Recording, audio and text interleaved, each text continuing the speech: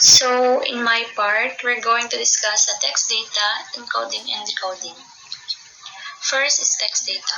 Process text in order to glean species, keywords, or key data points from what are considered relatively raw or unstructured formats. Text data mining is also known as text mining or text analytics. So, it usually consists of documents which can represent words, sentences, or even paragraphs of free-flowing text.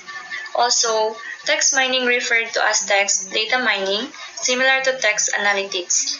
It is the process of deriving high-quality information from text. High-quality information is typically obtained by devising patterns and trends by means such as statistical pattern learning. Examples: call center transcripts, online reviews, customer surveys, and other text documents.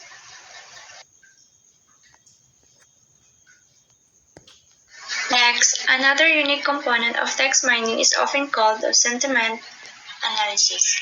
In sentiment analysis, which is generally much more difficult than statistical analysis, analytical tools try to figure out the mood or sentiment behind the written laws and other aspects of what it is addressing on a very subjective and intuitive level. So, sentiment analysis is a text mining technique that uses machine learning and natural language processing to automatically analyze text for sentiment of the writer. However, they're not the same thing.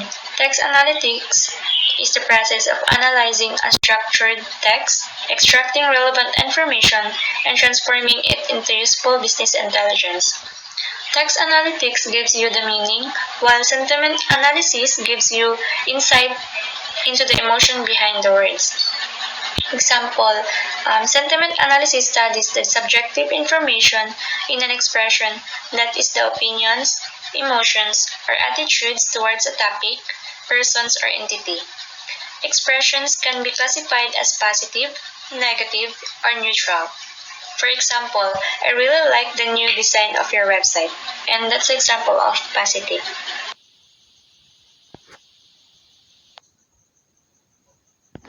Next, encoding and decoding. Encoding is an element of communication, is the process of assembling the message, information, ideas, and thoughts into a representative design with the objective of ensuring that the receiver can comprehend it, while decoding is listening and reading directions carefully. In a computer application, encoding is the process of converting the characters to integers, and decoding converts integers back to characters. In encoding and decoding, the American Standard Code for Information and Interchange table to facilitate the process. So, communication is fundamental in the human instinct. It is designed to be a complementary therapy and cooperates as a foundation on generating thoughts and transferring information, as well as a form of engagement with individuals all over the world. Beyond my critique, the field of communication has so many branches that apply in order to generate a good quality of its process as a whole.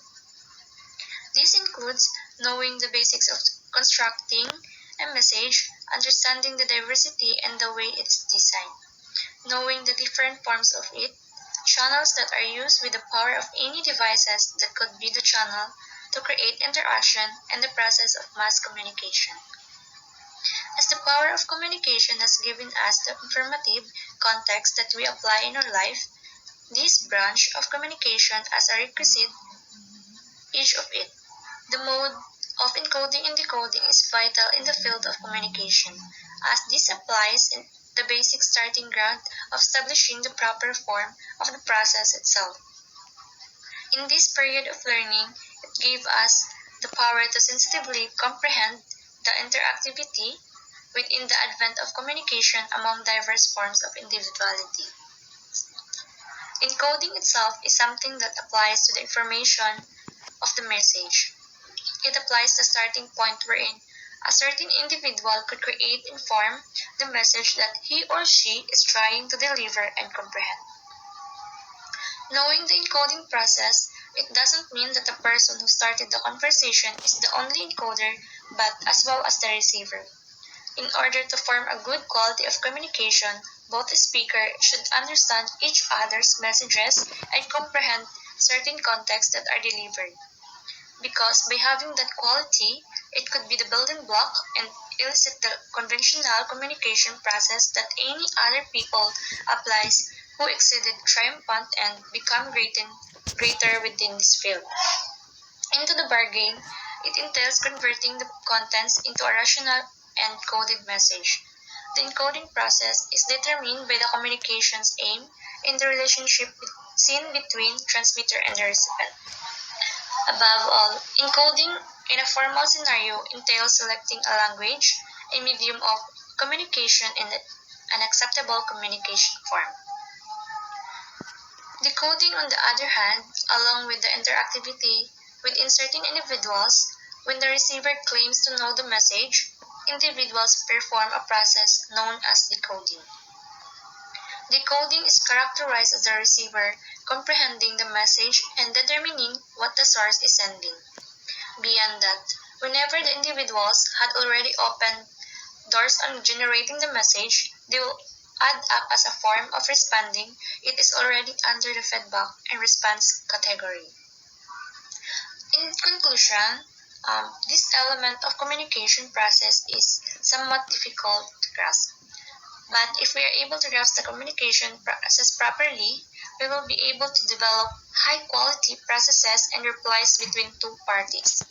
Thus, we could also foresee its importance in our daily living as communication is vital in any aspects in order to become greater within any circumstances that we apply.